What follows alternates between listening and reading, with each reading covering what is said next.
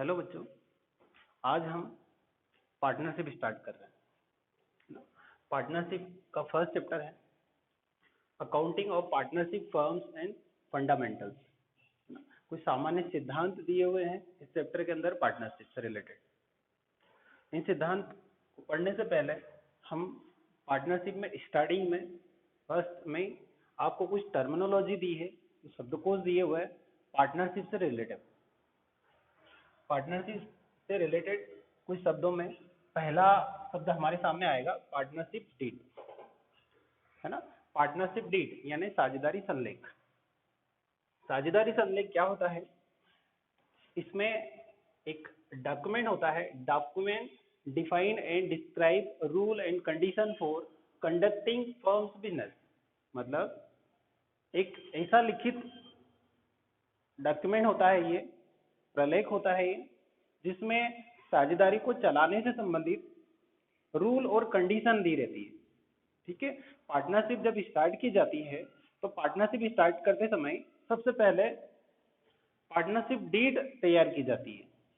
उस डीड में रूल और कंडीशन लिख कर रखते हैं पार्टनर। ठीक है। ये लिखित एक डॉक्यूमेंट होता है पार्टनरशिप डीड। फिर इसके बाद में फिक्स्ड कैपिटल मेथड। मैं शब्द को समझा रहा हूँ आपको, इसमें ये सब आएंगे हमारे इस चैप्टर में, बार बार रिपीट होंगे, तो इसलिए मैंने पहले आपको ये शब्द समझा रहा हूँ मैं। Fixed capital method. Fixed capital method इसमें दिया है a method under which two account are prepared. ठीक है। इस मेथड के अंदर हम दो अकाउंट बनाते हैं फिक्स्ड कैपिटल मेथड के अंदर, यानी कि स्थायी मेथड है ये। इसे फिक्स्ड कैपिटल मेथड स्थायी पूंजी मेथड के अंदर हम दो अकाउंट बनाते हैं, पार्टनर्स कैपिटल अकाउंट और partners current account. Partners capital account साझेदारों की पूंजी खाता और साझेदारों का चालू खाता। अभी क्या होता है इनका डिटेल में आगे आपको समझाऊंगा। ठीक है। एक फिक्स्ड कैपिटल मेथड आएगी हमारे सामने इस चैप्टर के अंतर्गत, और एक आएगी फ्लक्चुएटिंग कैपिटल मेथड, है ना, परिवर्तनशील पूंजी पद्धति। इस पद्धति में अ method under which only one account is prepared.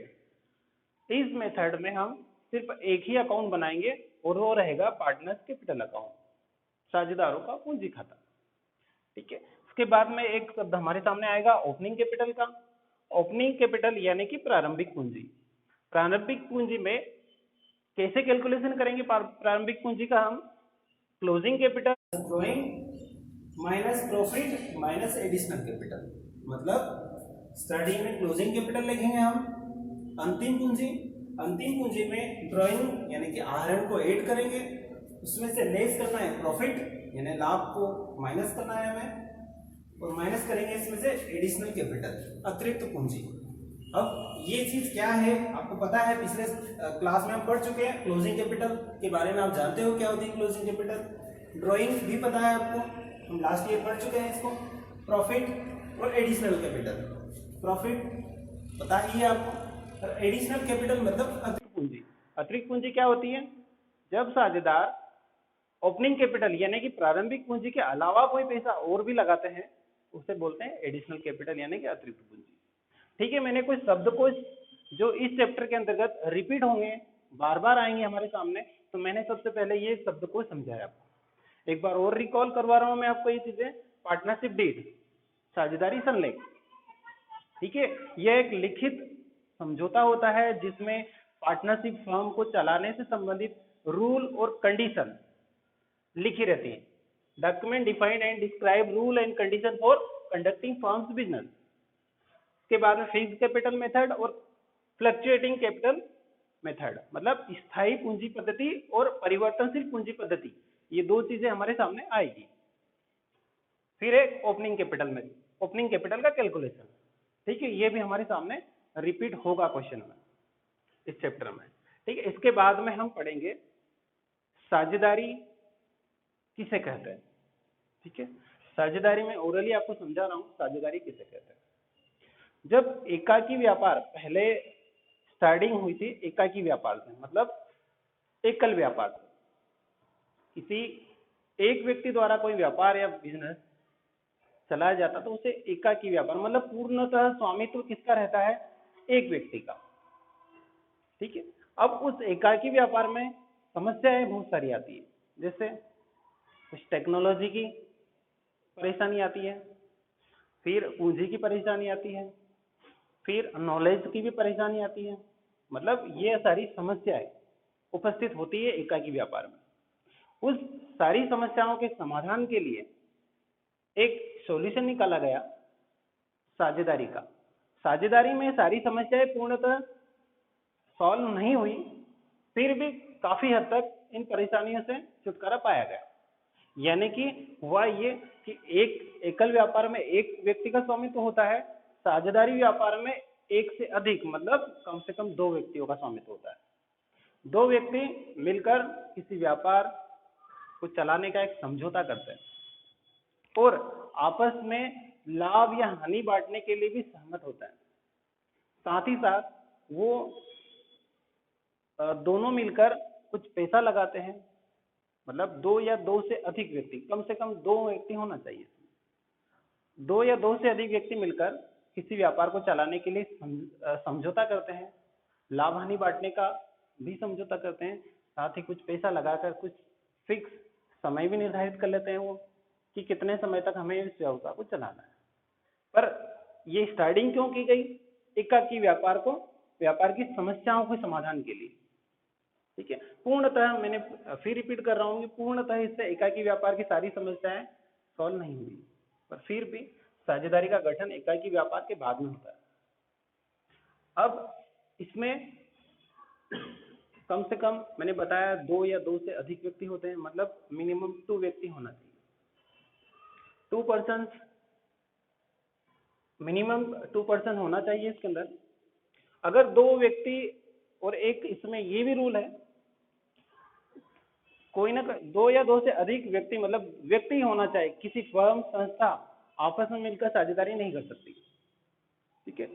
तो मैं इसके बाद में आपको डेफिनेशन बता रहा हूँ पार्टनरशिप की, और डेफिनेशन हम समझेंगे। हाँ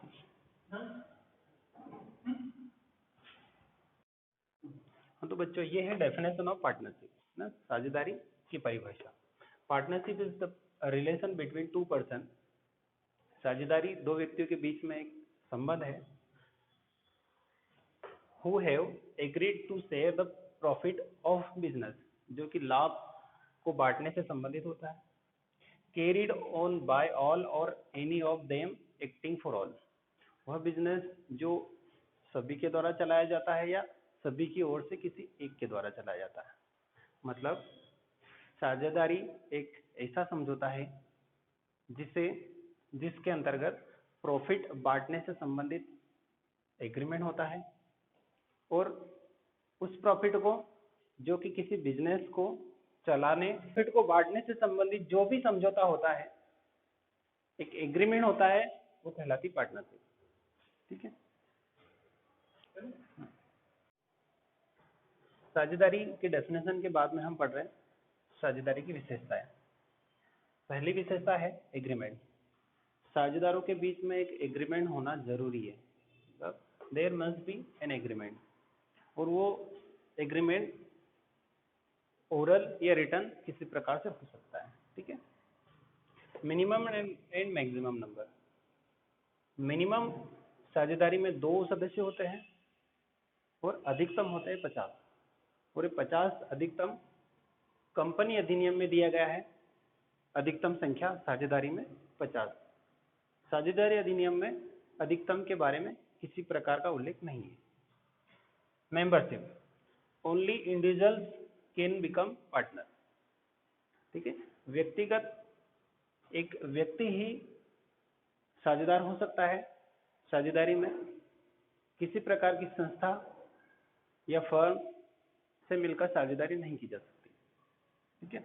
मैंने मेन पॉइंट लिखे हुए हैं यहाँ पर कैरेक्टरिस्टिक के, और उनकी हेडिंग ही लिखी है यहाँ पर।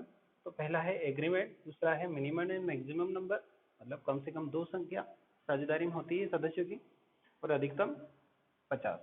मेंबरशिप, ओनली व्यक्ति ही साझेदार हो सकता है, कोई फर्म संस्था साझेदार नहीं हो सकती। शेयर ऑफ प्रॉफिट, देखो साझेदारी में प्रॉफिट को बांटने से संबंधित एग्रीमेंट होता है, लॉस को बांटने से संबंधित नहीं होता। मतलब ये हुआ कि साझेदारी में सिर्फ प्रॉफिट को ही बांटा जाता है साझेदारों के बीच में, अगर लॉस होता है तो उसे नहीं बांटा जाता। कैपिटल, जरूरी नहीं कि जितने भी साझेदार हों साझेदारी में, माना कि 2 या 3 साझेदार हैं हमारी साझेदारी में, स्टार्टिंग में 3 साझेदार बनते हैं और तीनों, जरूरी नहीं कि तीनों के तीनों ही कैपिटल लेकर आए। मतलब ये हुआ कि 2 का साझेदार भी अगर कैपिटल लेकर आएंगे तो भी पार्टनरशिप स्टार्ट हो जाएगी, साझेदारी स्टार्ट हो जाएगी। मतलब ये कि कैपिटल लाना जरूरी नहीं होता सभी को। अनलिमिटेड लाइबिलिटीज, जितने भी साझेदार होते हैं साझेदारी में सभी का दायित्व अनलिमिटेड होता है। ऐसा जरूरी नहीं कि वो 2 घंटे काम करेगा, कोई 4 घंटे काम करेगा या पूरे दिन काम करेगा और उसका दायित्व सिर्फ कामकाज को देखना ही है या फिर व्यवस्था संभालना, जरूरी नहीं। सभी साझेदार किसी प्रकार का काम कर सकते हैं। केयरिंग ऑन बिजनेस, ठीक है। ये जो साझेदारी है इसमें माना कि हमारी साझेदारी में 5 साझेदार है, तो वो साझेदारी 5 के द्वारा भी चलाई जा सकती है या 5 की ओर से किसी एक के द्वारा भी चलाई जा सकती है। ये है साझेदारी की विशेषताएं, ठीक है। बच्चों अब हम पढ़ रहे हैं राइट्स ऑफ पार्टनर, साझेदारों के अधिकार।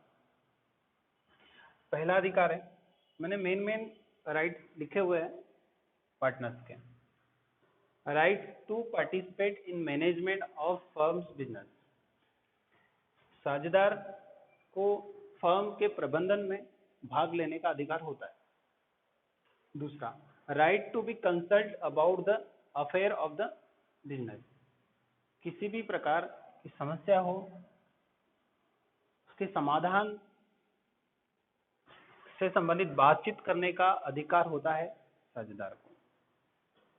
Right to inspect the book of account, मतलब इंस्पेक्ट मीन्स जांच करना या देखना। साझेदार को जो फर्म्स या बिजनेस की जो बुक्स होती है, अकाउंट्स की बुक होती है, उनको देखने का अधिकार होता है और उसकी कॉपी लेने का भी अधिकार होता है। Right to share the profit और losses with other in the agreed ratio, साझेदार को जो पहले से निर्धारित अनुपात होता है उस अनुपात में लाभ और हानि लेने का अधिकार होता है। Right to get interest on loan advance to the firm at an agreed ratio if no rate is agreed to at the rate 6% annum, मतलब साझेदार को इंटरेस्ट ऑन लोन पर ब्याज प्राप्त करने का अधिकार होता है। अगर किसी प्रकार का कोई समझौता नहीं होता है तो उस कंडीशन में 6% ब्याज प्राप्त करने का अधिकार होता है वार्षिक। Right not allow the admission of new partner, किसी नए साझेदार को प्रवेश देने का अधिकार नहीं होता, ठीक है। मैं एक बार में ओरली समझा रहा हूं आपको सारे अधिकार साझेदार के। पहला, फर्म के प्रबंधन में भाग लेने का अधिकार होता है साझेदार को। किसी भी प्रकार की समस्या या परामर्श देने का, समस्या के समाधान करने का या परामर्श देने का अधिकार होता है साझेदार को।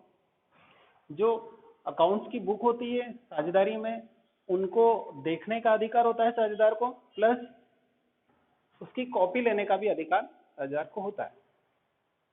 राइट टू शेयर प्रॉफिट और लॉस इन एग्रीड रेशियो, साझेदार को प्रॉफिट और लॉस लेने का भी अधिकार होता है एक पूर्व निर्धारित अनुपात में। Right to interest on loan, ठीक है, इंटरेस्ट ऑन लोन और एडवांस को भी प्राप्त, इंटरेस्ट लेने का भी अधिकार होता है साझेदार को। अगर किसी प्रकार का एग्रीमेंट नहीं होता है तो 6% मिनिमम ब्याज प्राप्त करने का अधिकार होता है साझेदार को। इसके अलावा right not allow to admission of partner, ठीक, किसी भी व्यक्ति को, साझेदार को एडमिशन देने का अधिकार नहीं होता। ये राइट ऑफ पार्टनर है, ठीक है। तो बच्चों हम पढ़ रहे हैं पार्टनरशिप डीड। हमें पार्टनरशिप डीड की डेफिनेशन भी पढ़ना है, ठीक है। पार्टनरशिप डीड और एग्रीमेंट। पार्टनरशिप डीड को एग्रीमेंट भी कहते हैं, पार्टनरशिप एग्रीमेंट, ठीक है। पार्टनरशिप डीड और agreement is that document which defines and describe the rule and condition for conducting business of the firm, ठीक है। पार्टनरशिप डीड एक ऐसा डॉक्यूमेंट है, एक ऐसा दस्तावेज है जो डिफाइन करता है, जो बताता है rule and condition for conducting business, जो बिजनेस को चलाने से संबंधित रूल और कंडीशन को डिफाइन करता है। If no such agreement is prepared, the provision of Indian Partnership Act 1932 shall apply। अगर किसी प्रकार का एग्रीमेंट या पार्टनरशिप डीड नहीं बनाई जाती है तो उस कंडीशन में साझेदारी अधिनियम, भारतीय साझेदारी अधिनियम 1932 के रूल अप्लाई होता है। मतलब साझेदारी समझौता या साझेदारी संलेख एक ऐसा लिखित दस्तावेज होता है जो बिजनेस को चलाने से संबंधित नियम और शर्तें बताता है।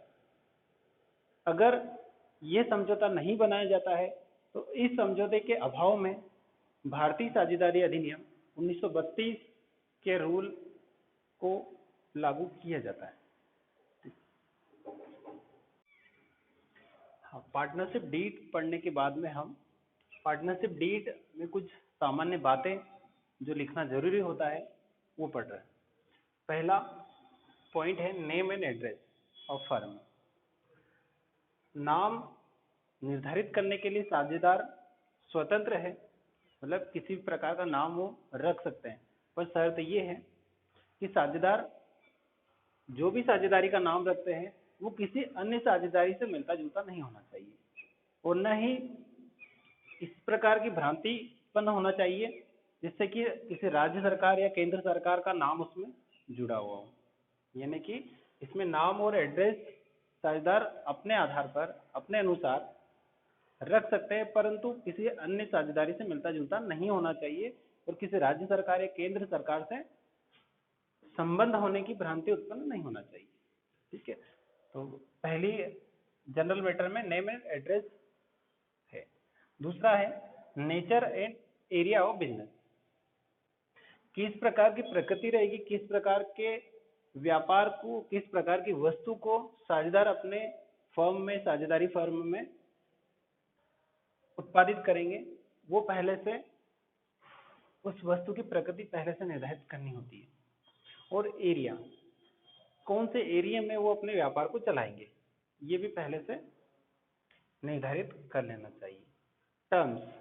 टर्म्स में टाइम पीरियड होता है, किस समय से किस समय तक साझेदारी को चलाया जाएगा, मतलब टाइम पीरियड आपको पहले से निर्धारित किया जाता है इसके अंतर्गत कि साझेदारी व्यवसाय का समय किस समय से स्टार्ट होगा और कौन से समय तक खत्म हो जाएगा। अगर ये समय निर्धारित नहीं किया जाता है तो इस कंडीशन में साझेदारी किसी भी समय खत्म की जा सकती है। Rights and duties of partner, पहले से ये भी निर्धारित कर दिया जाता है कि साझेदारों के अधिकार और कर्तव्य क्या क्या होंगे, है ना।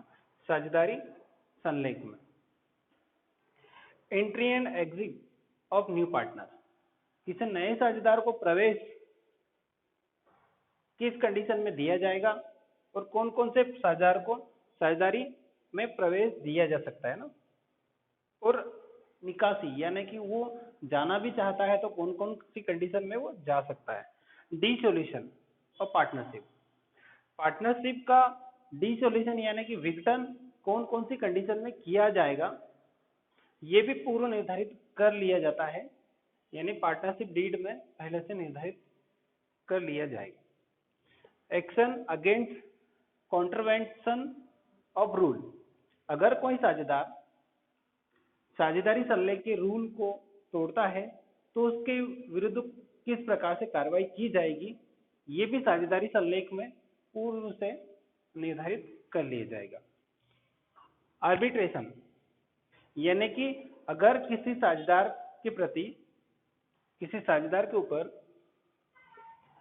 कोई वाद या कोई साझेदार के प्रति किसी प्रकार की कार्रवाई करना है तो उस कार्रवाई को किस प्रकार से पूर्ण किया जाएगा, यानी पंच निर्णय के द्वारा या आपस में बैठकर सभी साझेदार उसको सॉल्व करेंगे उस समस्या को।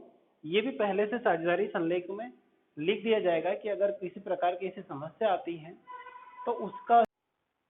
स्टूडेंट अब हम पढ़ रहे हैं rules applicable in the absence of partnership deed. मतलब अगर साझेदार किसी प्रकार का लिखित या मौखिक समझौता नहीं करते हैं तो उस कंडीशन में इन रूल को हमें फॉलो करना है, ये रूल एप्लीकेबल होंगे उस कंडीशन में। ये मैं जो रूल बता रहा हूँ मेन रूल है, सारे रूल मैंने नहीं लिखे हुए बोर्ड पर, बहुत सारे रूल एप्लीकेबल होंगे एब्सेंस ऑफ पार्टनरशिप डीड। ठीक है, तो मेन रूल ये मैंने 4 रूल इसलिए लिखे हैं ये क्योंकि हम आगे प्रैक्टिकल करेंगे, उन प्रैक्टिकल में ये हमें इनको फॉलो करना है। देखो फर्स्ट रूल है no remuneration shall be paid to partner. किसी भी प्रकार का पारिश्रमिक नहीं दिया जाएगा किसी भी पार्टनर को, किस कंडीशन में, जब पार्टनरशिप डीड नहीं बनाई गई उस कंडीशन में। No interest shall be paid on the capital of partner. दूसरा रूल कौन सा फॉलो करेंगे हम, इंटरेस्ट ऑन कैपिटल नहीं दी जाएगी, किस कंडीशन में, ये भी जब पार्टनरशिप डीड नहीं बनाई गई हो, यानी किसी प्रकार का अगर एग्रीमेंट नहीं होता है तो उस कंडीशन में हम इंटरेस्ट ऑन कैपिटल नहीं देंगे। The profit shall be shared equally by all partners. ठीक है, तीसरा रूल क्या है, प्रॉफिट को बांटा जाएगा इक्वली। ठीक है, प्रॉफिट इक्वली बांटा जाएगा। इसके बाद में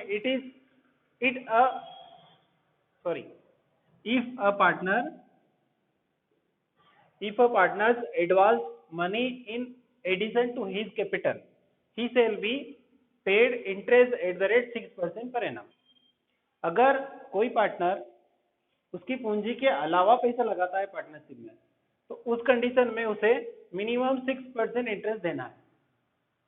ये 4 रूल हम फॉलो करेंगे प्रैक्टिकल करते समय भी। ठीक है, इसलिए मैंने 4 रूल लिखे, बहुत सारे रूल है एप्लीकेबल होंगे in the absence of partnership deed, but हमें 4 रूल अभी मेन याद रखना है हमें, क्योंकि ये प्रैक्टिकल करते समय हमें इनका यूज करना है, इनको फॉलो करना है। ठीक है, फर्स्ट मैं एक बार और रिपीट कर रहा हूँ, किसी भी प्रकार का पारिश्रमिक नहीं दिया जाएगा पार्टनर्स को, नहीं इंटरेस्ट ऑन कैपिटल दिया जाएगा, प्रॉफिट को इक्वली बांटा जाएगा, और अगर कोई पार्टनर एडिशनल कैपिटल लगाता है या लोन देता है पार्टनरशिप में तो उसे मिनिमम 6% इंटरेस्ट देना है। ये रूल कब फॉलो करेंगे हम, जब पार्टनरशिप डीड नहीं बनाई गई हो उस कंडीशन में। ठीक है,